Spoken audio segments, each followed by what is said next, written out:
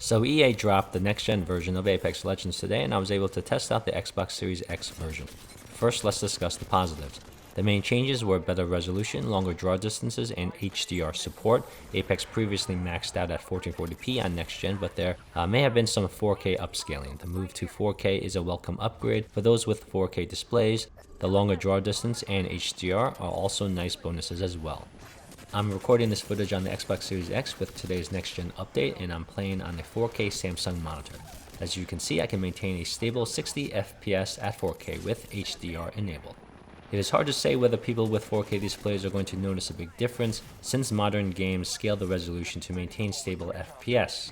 It also depends on how large your screen is relative to the distance you sit from the display. In terms of the physics, one can detect better image quality between 1440p and 4K on a 27-inch monitor.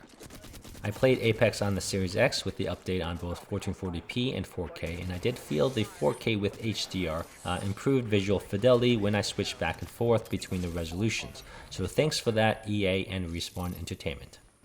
Of course, the biggest news with the update is that they didn't add 120 FPS support. 100% of next-gen Apex players should choose 1440p at 120 over 4K at 60 FPS for a performance advantage over last gen, and this is exactly why EA did not release the 1440p at 120 version of the game yet.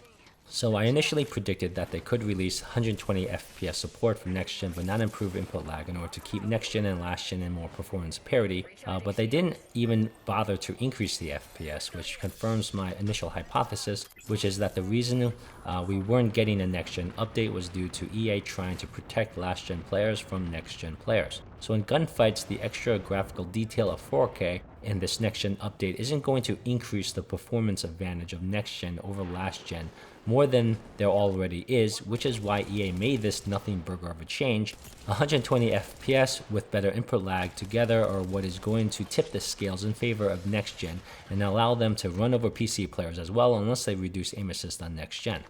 So it looks like they are going to trickle out the next-gen features until the next-gen player base becomes the majority of players on console, which could happen in 2023 or later, but I do think they will release a 120 FPS support in 2022 now. My guess is that they will launch it after the release of the mobile version of Apex, so this puts 120 FPS support launching in the fourth quarter of 2022, I hope. I don't think EA wants the embarrassment of waiting over 2 years to release 120 FPS support for Apex, which is now EA's premier first-person shooter franchise. So I did check whether they improved the input lag on the Series X in the new update. Here are the results. So as you can see, the input lag has not changed by much, but may have improved 5 to 10 milliseconds. It will probably not change significantly until 2023 or perhaps never.